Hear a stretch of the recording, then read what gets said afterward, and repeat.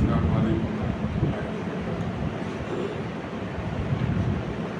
الحمد للہ نحمده ونستعینه ونستغفره ونؤمن به ونتوکل علیہ ونعوذ باللہ من شرور انفسنا ومن سیئات اعمالنا، من يهده الله فلا مضل له ومن يضلل فلا هادي له، ونشهد ان لا اله الا الله وحده لا شريك له، ونشهد ان سيدنا ومولانا محمدا عبده ورسوله صلى الله تعالى عليه وعلى آله وأصحابه أجمعين، أما بعد، قال الله تبارك وتعالى في كلامه المجيد: أعوذ بالله من الشيطان الرجيم، بسم الله الرحمن الرحيم، يا أيها الذين آمنوا استعينوا بالصبر والصلاة إن الله مع الصابرين، وقال تعالى: إن الصلاة تنهى عن الفحشاء والمنكر، صدق الله العظيم وصدق رسوله النبي الكريم، ونحن على ذلك لمن الشاهدين والشاكرين، والحمد لله رب العالمين۔ رب اشرح لي صدري ويسر لي أمري واحلل عقدة من لساني يفقهوا قولي، آمين برحمتك يا أرحم الراحمين، والحمد للہ رب العالمین۔ حضرات سامعین، اللہ جل شانہ کا لاکھ لاکھ شکر و احسان کہ اللہ جل شانہ نے ہمیں ایمان کی دولت سے نوازا اور جناب رسول کریم صلی اللہ علیہ وسلم کی امت کے اندر پیدا فرمایا، اور نبی کریم صلی اللہ علیہ وسلم کا لاکھ لاکھ شکر و احسان کہ آپ صلی اللہ علیہ وسلم نے دین کی باتوں کو ہم تک پہنچایا۔ گزشتہ جمعہ نماز سے متعلق کچھ باتیں عرض کی گئی تھی، کچھ مسائل کی طرف رہنمائی کی گئی تھی، اور ساتھ ہی ساتھ اس بات کا بھی تذکرہ کیا گیا تھا کہ اللہ تبارک و تعالیٰ نے امت محمدیہ کو، یعنی ہمیں اس دنیا کے اندر کیوں بھیجا ہے، اور دعا مانگنے کا وہ طریقہ جو اللہ تبارک و تعالیٰ نے قرآن کریم کے اندر بیان کیا ہے۔ دعا سے متعلق ایک بات عرض کرنی ہے، اس کے بعد نماز سے متعلق تفصیلی گفتگو انشاءاللہ کی جائے گی۔ اللہ تبارک و تعالیٰ سے دعا ہے کہ اللہ عمل کی توفیق عنایت فرمائے۔ دعا اللہ تبارک و تعالیٰ سے سوال کرنا اور مانگنا ہے، اور ہر شخص یہ جانتا ہے کہ ہر شخص کی ضرورت اپنی الگ ہوتی ہے۔ گھر کے اندر جتنے افراد ہیں، ان افراد کا پسند، ان کی ضرورتیں، ان کے خواہشات بالکل الگ الگ ہوتی ہیں، اور آدمی اپنے ضرورت کے تحت کسی چیز کو مانگتا ہے، کسی چیز کا سوال کرتا ہے، اور ہر شخص کی ضرورت دوسروں کے اوپر بالکل چھپی ہوئی رہتی ہے، لیکن ہر شخص کی ضرورتوں کا جاننے والا سوائے اللہ کے کوئی نہیں ہے۔ مانگنے کا مقصد یہ ہے کہ ضرورت کی تکمیل ہو، اور ضرورت کی تکمیل تنہا اگر سوال کیا جائے تبھی آدمی اپنے خواہش کے مطابق، اپنے مرضی کے مطابق، اپنی ضرورت کے مطابق اللہ تبارک و تعالیٰ سے سوال کر سکتا ہے۔ اجتماعی طور پر جو دعائیں کی جاتی ہیں اس میں خواہشات نہیں ہوتی، اس میں کس کی کیا ضرورت ہے اس کے بارے میں کسی کو پتہ نہیں ہوتا، بس ایک رسم ہوتی ہے کہ ہاتھ اٹھایا، الحمدللہ رب العالمین سے شروع کیا، ساتھ و ساتھ ہر شخص اسی دعا پر یا تو آمین کہہ رہا ہے یا بیٹھا ہوا ہے، برحمتک یا ارحم الراحمین ہوا، ہاتھ کو منہ پر پھیرے چل گیا۔ اسے دعا نہیں کہا جاتا، اسے مانگنا نہیں کہا جاتا۔ سلام پھیرنے کے بعد امام کا مقتدی سے کوئی تعلق باقی نہیں رہتا۔ اب جو دعا کی جا رہی ہے یہ ہر فرد کی اپنی ضرورت ہے. انفرادی طور پر دعا کریں، مانگیں، اللہ تبارک و تعالیٰ سے سوال کریں، اپنے اعتبار سے مانگیں. یہ مسنون طریقہ ہے. اور آہستہ دعا کیا جائے، یہ قرآنی طریقہ. اللہ تبارک و تعالیٰ سے مانگا جائے، آہستہ مانگا جائے. اس کے آداب نبی کریم صلی اللہ علیہ وسلم نے بیان کیے ہیں کہ ہاتھ سینے تک اٹھایا جائے، دونوں ہاتھوں کے درمیان تھوڑا سا فاصلہ ہو، ہتھیلیاں آسمان کی طرف. پہلے اپنے لیے دعا کیا جائے، پھر اپنے والدین کے لیے دعا کیا جائے، اس کے بعد جن کے احسانات ہوں ان کے لیے دعا کیا جائے، پھر تمام مسلمانوں کے لیے دعا کیا جائے. اول آخر درود شریف پڑھا جائے، رو کر دعا کیا جائے، رونا نہ آئے تو رونے کی صورت بنا لی جائے. اس طریقے سے اگر دعا کی جائے گی تو اللہ تبارک و تعالیٰ ان دعاؤں کو قبول کریں گے. دوسری جو چیز بیان کرنی ہے وہ ہے نماز.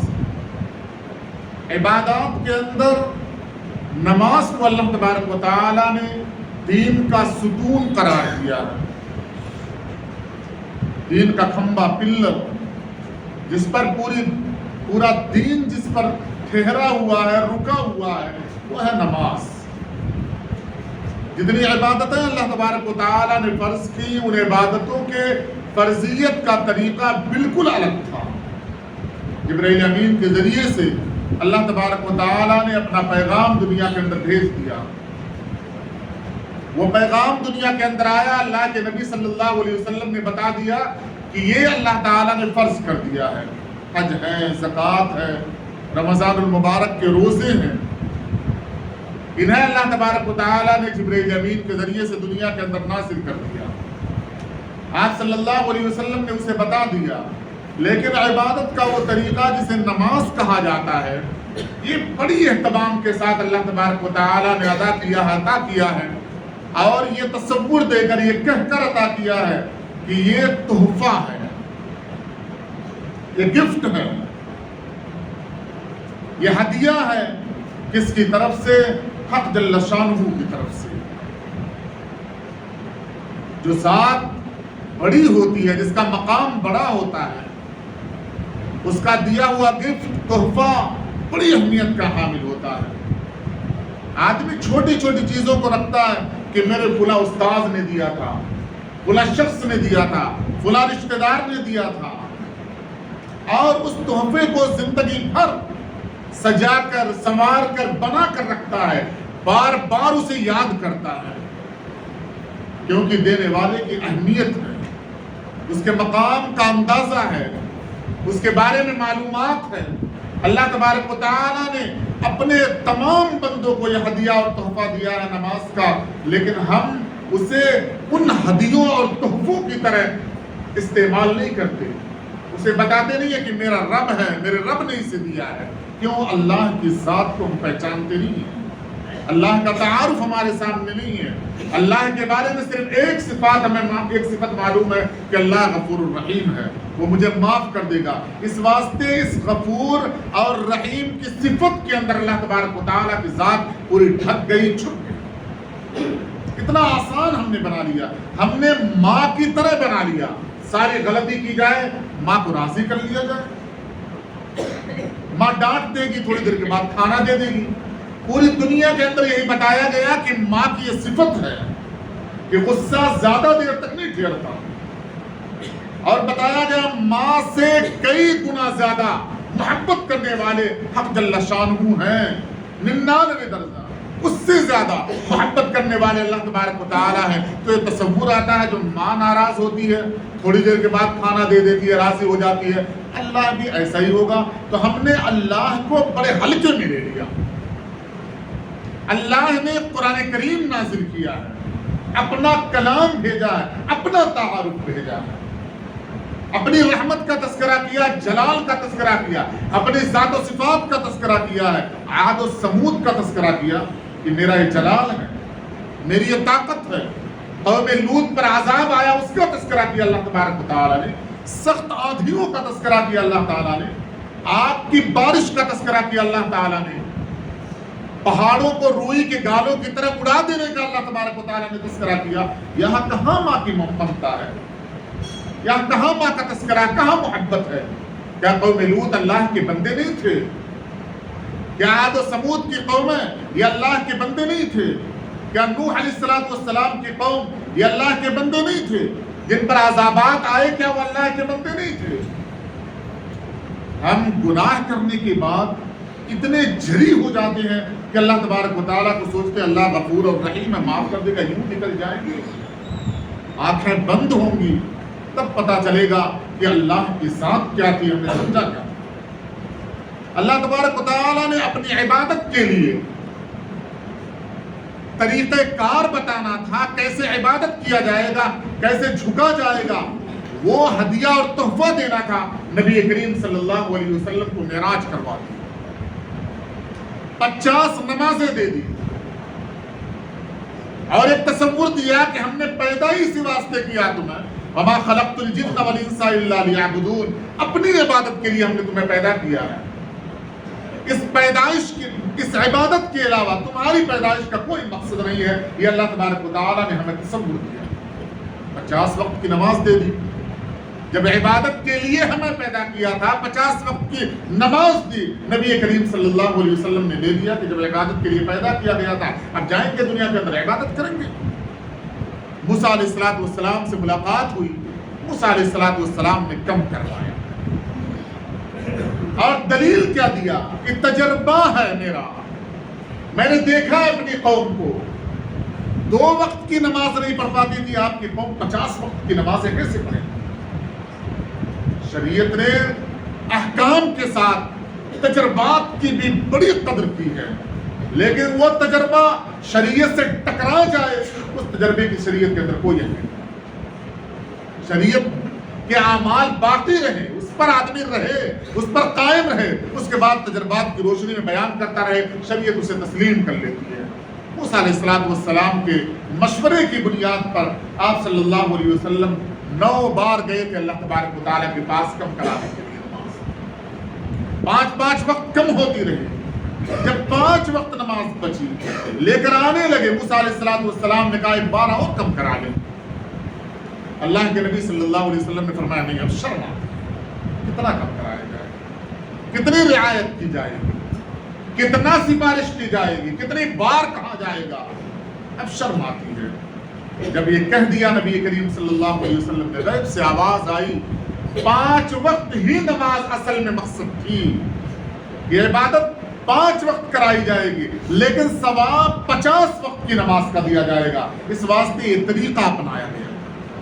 علماء کرام نے لکھا ہے تشریح کرتے ہوئے اس پورے واقعے کے ضمن میں کہ جب ہم کسی سے گفتگو کریں، کسی کے سامنے جائیں تو کتنی بار جا سکتے ہیں، کتنی بار گفتگو کر سکتے ہیں۔ بعض اوقات آدمی کہتا ہے کیا تمہیں شرم بھی نہیں آتی، بار بار آتے رہتے؟ اگر کوئی کسی کے پاس آ رہا ہے، کوئی کسی کے دروازے پر دستک دے رہا ہے، اللہ کا شکر ادا کرے کہ اللہ نے اسے اس لائق بنایا ہے، اتنا اس کو مقام دیا ہے۔ اگر وہ بندہ جو آ رہا ہے اس لائق نہ سمجھتا تو کبھی اس کے در پہ نہیں جاتا، اس کے دروازے پہ دستک نہیں دیتا۔ تو آدمی کی ضرورت ہو، اگر کوئی آ رہا ہے، ضرورت بیان کر رہا ہے، تو آدمی صبر کرے، اسے صبر کے ساتھ سمجھائے، اور ضرورت کی تکمیل کر سکتا ہے تو تکمیل کرے، لیکن یہ کہہ کر اسے بھگا دے، کیا تمہیں شرم بھی نہیں آتی میرے دروازے پر اتنی بار آ گئے؟ یہ اللہ اور نبی کریم صلی اللہ علیہ وسلم کا طریقہ یا شریعت کی سنت، شریعت کا طریقہ نہیں۔ صبر کے ساتھ معاملہ، 5 وقت نماز اللہ تبارک و تعالیٰ نے دے دیا۔ نبی کریم صلی اللہ علیہ وسلم وہ نماز لے کر مکہ کے اندر آ گئے، مدینہ کے اندر آ گئے، مکہ کے اندر آ گئے، اور نماز کا وہ طریقہ اپنایا گیا جو جبرائیل امین نے آ کر نبی کریم صلی اللہ علیہ وسلم کو بتایا تھا، اوقات بھی متعین کر دیا۔ اب نماز کے لیے بلایا کیسے جائے گا،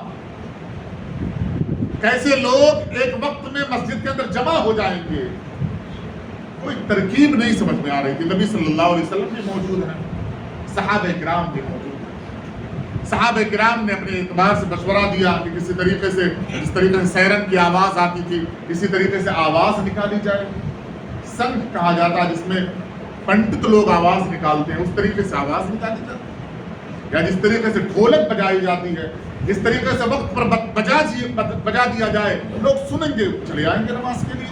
आप सल्लल्लाहु अलैहि वसल्लम ने फरमाया दूसरों का तरीका है। नमाज अल्लाह की इबादत है, इसका तरीका बुलाने का बिल्कुल जुदा होना चाहिए, अलग होना चाहिए, जिसमें अल्लाह की शान बयान की जाए, अल्लाह की कुदरत को बयान किया जाए, तरीका बयान किया जाए। आप सल्लल्लाहु अलैहि वसल्लम ने मजलिस बर्खास्त की। सहाबे किराम सोच में थे कि शायद मेरे दिल के अंदर कोई ख्याल आ जाए, मैं आप सल्लल्लाहु अलैहि वसल्लम को मशवरा दे दूं। हदीस के अंदर आता है कई सहाबा ने ख्वाब देखा जिसमें हजरत उमर बिन खत्ताब रज़ियल्लाहु तआला अन्हु भी थे, हजरत अब्दुल्लाह इब्न ज़ैद इब्न अब्द रब्बिही भी थे। उन्होंने आकर आप सल्लल्लाहु अलैहि वसल्लम को बयान किया। आपने हजरत बिलाल हबशी रज़ियल्लाहु तआला अन्हु को बुलाया और कहा हजरत अब्दुल्लाह इब्न ज़ैद इब्न अब्द रब्बिही से कि हजरत बिलाल के कान में तो वो कलिमा कहो जो तुमने ख्वाब में देखा, और हजरत बिलाल से कहा तुम जोर से आवाज लगाओ। इस हदीस से दो बातें समझ में आई कि अजान के लिए किसी को भी नहीं खड़ा कर दिया जाएगा पुकारने के लिए, वरना ख्वाब देखने वाले हजरत अब्दुल्लाह इब्न ज़ैद थे। ख्वाब को आकर हजरत अब्दुल्लाह इब्न ज़ैद ने बयान किया था। आपने ये बात तस्लीम की थी कि ये अल्लाह की तरफ से अजान है, यही तरीका है, यही अब मुतय्यन कर दिया जाएगा। तो हक तो ये था कि अजान के लिए बुलाया जाता उन्हीं की ज़बानी जिन्होंने ख्वाब देखा था, लेकिन आप सल्लल्लाहु अलैहि वसल्लम ने ऐसा नहीं किया। कहा हजरत बिलाल को बुलाया, उनसे कहा तुम अजान देना, और अजान के लिए हर एक को मुतय्यन नहीं किया गया, चंद सहाबा थे जिनको मुतय्यन किया गया, ताकि अहमियत के कलिमात उस शख्स के ज़बानी निकाला जाए जिसके ज़बान की कोई अहमियत हो। अजान कैसे दिया जाएगा, फिर नमाज कैसे पढ़ाई जाएगी, नमाज का क्या तरीका होगा, उस पर गुफ्तगू करूंगा। नमाज के लिए बुलाया जा रहा है, बुलाने के लिए पहले कहा जा रहा है हय्या अलस सलाह, नमाज के लिए आओ। क्यों आओ? हय्या अलल फलाह, किसी ने कामयाबी। दुनिया के अंदर आदमी एक बात अगर सुन ले, बड़ा कोर्स करके आदमी कामयाब हो जाएगा, टूट पड़ते हैं लोग, टूट पड़ते हैं। लोग पूछते हैं मार्केट में कौन से कोर्स की वैल्यू है, किसकी अहमियत है, वो कोर्स कराऊंगा अपने बच्चे को ताकि वो कामयाब हो जाए। मुअज्जिन को अल्लाह के नबी सल्लल्लाहु अलैहि वसल्लम ने खड़ा किया, कहा हय्या अलस सलाह, बुलाओ आओ नमाज के लिए। क्यों? इसी नमाज में कामयाबी है। हय्या अलल फलाह कहा। अब अजान देने का तरीका फरमाया, नमाज के अदायगी का जो तरीका होता है वही अजान की अदायगी का तरीका होता है। अजान की अहमियत दिलो दिमाग के अंदर हो, उसे पता हो कि अल्लाह जल्ल शानहू की एक जात है, मैं उसके सामने खड़ा हूं, उसके लिए पुकार रहा हूं, उसने कहा है इस वास्ते पुकार रहा हूं, नबी सल्लल्लाहु अलैहि वसल्लम का ये मकसद था इस वास्ते पुकार रहा हूं। और हर नमाज के लिए फुक़हा ने लिखा है सबसे बेहतर तरीका यह है कि अजान के लिए पहले वुज़ू किया जाए, अपने आप को संवारा जाए, अपने आप को बनाया जाए, अच्छे कपड़े का इस्तेमाल किया जाए, खुशबू का इस्तेमाल किया जाए, और अल्लाह के सामने अपने आप को सरापा फकीर बनाकर खड़ा किया जाए। उसके बाद कहा जाए अल्लाहु अकबर अल्लाहु अकबर। अगर ये कैफियत नहीं आती है तो अजान देना छोड़ दे। जिस शख्स के पास अजान की अहमियत ना हो, वजू न करता हो, सही से कपड़ा न पहने हुए हो, अजान के लिए खड़ा हो जाए, उसके चेहरे से, उसके लिबास से, उसके तरीके से पता चल रहा हो कि अल्लाह की जात की कोई अहमियत नहीं है, कौन नमाज के लिए आएगा? उसके पुकार पर, उसके बुलाने पर कौन आने वाला है? हजरत बिलाल हबशी रज़ियल्लाहु ताला अन्हु आप सल्लल्लाहु अलैहि वसल्लम की वफात के बाद हबशा चले गए। ख्वाब देखा आप सल्लल्लाहु अलैहि वसल्लम, ख्वाब में आए और ख्वाब में कहा आप सल्लल्लाहु अलैहि वसल्लम ने, ऐ बिलाल क्या मेरी याद नहीं आती?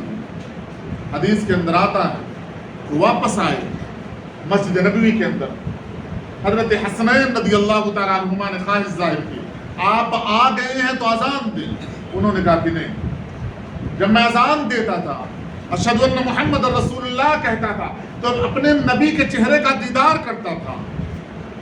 अब तो नबी सल्लल्लाहु अलैहि वसल्लम है नहीं, किस चेहरे का दीदार करूंगा? मेरी जबान से अजान की कलिमात नहीं निकलती। لیکن آپ صلی اللہ علیہ وسلم کے نواسوں نے خواہش ظاہر کی تھی۔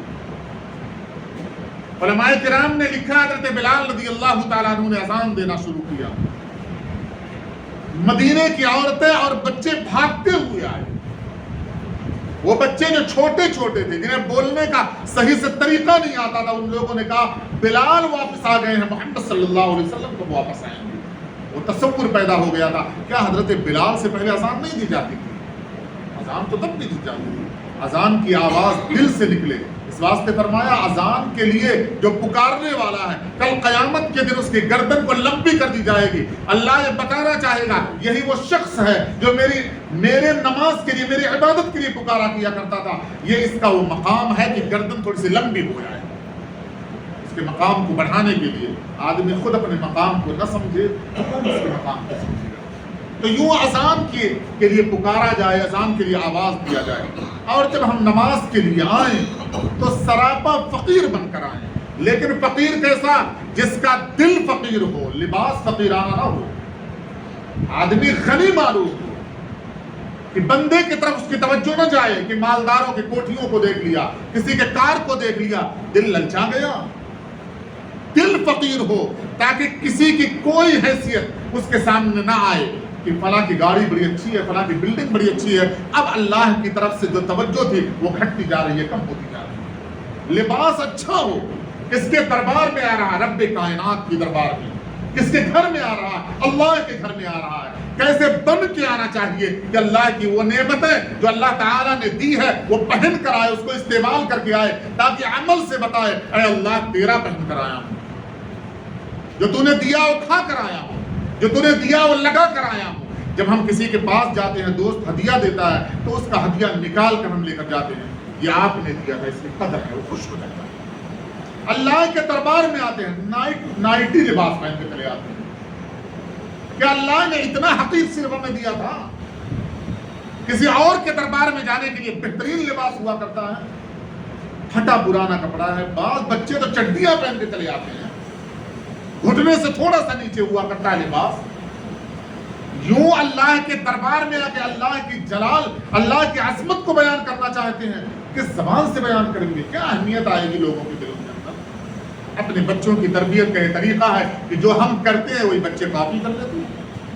ہم بڑے ہو کر جو لباس پہن کر سوئے تھے، اٹھے اسی لباس کو پہنا، کہیں دبا ہوا ہے، کہیں شکن آیا ہوا ہے، کہیں گندا ہے، کہیں بدبو آ رہی ہے، اسی پر چلے آئے۔ بچوں نے دیکھا کل وہ جوان ہو جائیں گے، وہ بھی ایسے چلے آئیں گے مسجد کے اندر۔ بعض اوقات تو سنت پڑھی جاتی ہے، ایسا محسوس ہوتا ہے جلدی سے دو رکعت مکمل ہو جائے، یہاں سے میں دور چلا جاؤں۔ نماز کا یہ طریقہ نبی کریم صلی اللہ علیہ وسلم نے ہمیں سکھایا، بتایا نماز کے لیے تیاری کرو، اس واسطے اذان پہلے دی جاتی ہے۔ جمعہ کے لیے خصوصی طور پر اللہ تبارک و تعالیٰ نے قرآن کریم کی آیت نازل کر دی، نودی للصلاۃ، کہ جب نماز کے لیے پکارا جائے فاسعوا الی ذکر اللہ۔ کہاں سے آنا ہے؟ کھیت میں کام کر رہے ہیں، مارکیٹ میں تجارت کر رہے ہیں، فرمایا رات سے تیاری کرو۔ آپ صلی اللہ علیہ وسلم نے بتایا جس نے جمعہ کی تیاری جمعرات سے کرنا شروع کیا، جب سے کرنا شروع کیا اس وقت سے لے کر جمعہ کی ادائیگی تک اس کو ثواب ملتا رہے گا، تاکہ وہ ناخن کاٹ لے، اپنا بال کاٹ لے، کپڑا صاف نہیں اسے صاف کر لے، اس کے پاس خوشبو نہیں ہے خوشبو لا لے، اچھے سے غسل کر لے، بدبو اور گندگی کو اپنے بدن سے دور کر لے۔ اس طریقے سے نماز کے لیے آئے تاکہ نماز کے اندر آنے کے بعد کسی کو تکلیف نہ ہونے پائے۔ یہ جب طریقہ نبی کریم صلی اللہ علیہ وسلم نے سکھا دیا، یہ دیکھا کہ صحابہ تربیت یافتہ ہو گئے ہیں، ان کے بازوؤں سے بدبو نہیں آتی، ان کے کپڑے میلے کچیلے نہیں ہوتے، وہ بڑے پاکی اور صفائی کے ساتھ آتے ہیں۔ لیکن ایک کمی ہو جایا کرتی تھی کہ ان کے پاس پکانے کے لیے جو سامان نہیں ہوا کرتا تھا، کچی پیاز کھا لیا کرتے تھے، کچا لہسن کھا لیا کرتے تھے۔ اب آپ صلی اللہ علیہ وسلم نے پھر کہا کہ جو شخص مسجد میں آئے اس کے لیے ضروری ہے، لازمی ہے کہ وہ کچی پیاز اور کچا لہسن نہ کھائے۔ فرمایا کیوں؟ فرشتوں کو تکلیف، کیوں؟ کپڑے سے بدبو نہیں آ رہی ہے، لباس غلط نہیں ہے، سب کچھ صحیح ہے، لیکن منہ سے وہ بدبو آ رہی ہے کہ اگر منہ کھول دے گا، جبائی لے لے گا، ڈکار آ جائے گی تو اس کی وجہ سے کسی کو تکلیف ہو جائے گی۔ یہ تصور دیا تمہارے لباس سے انسانوں کو تکلیف نہیں ہو رہی ہے، لیکن منہ سے بدبو آنے کی وجہ سے فرشتوں کو تکلیف ہوتی ہے جو تمہاری صفوں میں شامل ہوا کرتے ہیں۔ نماز کا یہ طریقہ ہے کہ تمہارے کسی عضو سے ایسا نہ معلوم ہو کہ اللہ کے دربار میں نہیں کسی اور دربار میں تم آئے۔ میں جب اس طریقے سے آ جاؤ تو سب بستہ کھڑے ہو، سب بستہ کھڑے ہو۔ نماز کا طریقہ کیا ہوگا؟ اب امام کی اقتدا کی نیت کرو کہ فلاں امام کے پیچھے میں نماز پڑھنا چاہتا ہوں، نماز پڑھ رہا ہوں۔ اب شروعات کیسے ہوگی؟ سب سے پہلی چیز، سب سے پہلی جو تکبیر کہی جاتی ہے، جسے تکبیر تحریمہ کہا جاتا ہے، پہلی تکبیر، وہاں سے ہم امام کی اقتدا کرتے ہیں۔ اقتدا کہا جاتا ہے کسی کے ساتھ چلنا، کسی کے پیچھے چلنا۔ اقتدا کیسے کریں گے؟ امام اللہ اکبر کہہ دے، اس کا راہ ختم ہو جائے، تب مقتدی اللہ اکبر کہیں، تب اقتدا ہوگی۔ یعنی امام نماز میں شامل ہو گیا، وہ نماز کے اندر داخل ہو گیا، وہ چل رہا ہے، نماز شروعات ہو گئی ہے، اب آپ اس کی اقتدا کر سکتے ہیں۔ ہوتا کیا ہے؟ آپ پہلے سے کھڑے رہتے ہیں، امام کی اقتدا کر رہے ہیں، پہلے ہاتھ اٹھائے ہوئے ہیں۔ امام کی اقتدا کا ایک طریقہ نہیں ہے۔ آپ نے پہلے اللہ اکبر کہہ دیا، پہلے ہاتھ باندھ لیا، تو امام کی اقتدا آپ نہیں کر رہے ہیں، امام کے ساتھ شامل نہیں ہے، وہ کچھ اور آپ کرنا چاہ رہے ہیں۔ پہلی تکبیر امام کے لیے بھی کہنا فرض ہے زبان سے، اسی طریقے سے مقتدی کا بھی کہنا فرض ہے۔ اگر دونوں میں سے کوئی ایک چھوڑ دے گا اس کی نماز درست نہیں۔ امام زور سے کہے گا، مقتدی آہستہ کہے گا، لیکن زبان سے۔ ہاتھ کا اٹھانا اور باندھنا اس میں اختلاف ہے، سنت ہے، جتنا چاہیں اٹھائیں، جس حدیث پر چاہیں عمل کر لیں، جہاں چاہیں باندھیں، دونوں حدیثیں موجود ہیں، لیکن اللہ اکبر کہنا یہ فرض ہے۔ یہاں سے امام کی اقتدا شروع ہوتی ہے۔ اب امام کی اقتدا کا وہ طریقہ اپنایا جائے گا، جب امام وہ عمل کر لے تو آپ کریں، یہ سب سے بہتر ہے۔ امام نے اللہ اکبر کا ہاتھ باندھ لیا، آپ نے اللہ اکبر کا آپ نے ہاتھ باندھ لیا، جب تک امام قرأت نہیں کرتا اس درمیان میں آپ پڑھیں گے ثنا، سبحانک اللہم و بحمدک و تبارک اسمک و تعالی جدک و لا الہ غیرک۔ اگر امام نے قرأت شروع کر دی، آپ کی ثنا مکمل نہیں ہوئی ہے، جہاں تک آپ نے کہا ہے وہیں پہ آپ ختم، آپ بند کر دیں، اب آپ کچھ نہیں کہہ سکتے، کیونکہ آپ نے امام کی اقتدا کی نیت کی ہے۔ ایسے ہر رکن کے اندر امام کی اقتدا کی جائے گی، لیکن جہاں واجب آ جائے گا، اگر واجب کی ادائیگی میں آگے پیچھے ہوگا تو پہلے آپ واجب ادا کریں گے، پھر امام کی اقتدا کریں گے۔ مثلا جب آپ قاعدہ اولا میں بیٹھیں گے، 4 رکعت کی نماز، اس میں التحیات کا پڑھنا واجب ہے، اور التحیات کے لیے بیٹھنا بھی واجب ہے، امام کی اقتدا بھی واجب ہے۔ امام نے التحیات پڑھ لیا، وہ کھڑا ہو گیا، آپ کی التحیات مکمل نہیں ہوئی ہے، تب آپ التحیات مکمل کریں گے، اس کے بعد کھڑے ہوں گے۔ اس رکن کے علاوہ کہیں بھی امام کی اقتدا میں آپ کسی اور عمل کو کریں گے تو گویا آپ کی امام کی اقتدا نہیں کر رہے ہیں۔ ہوتا کیا ہے؟ امام کھڑا ہو جاتا ہے سجدے سے، اور بعض حضرات سبحان ربی الاعلیٰ میں لگے رہتے۔ سجدہ کرنا فرض ہے، اعضاء چلے گئے، مکمل ہو گئے، فرض ادا ہو گیا۔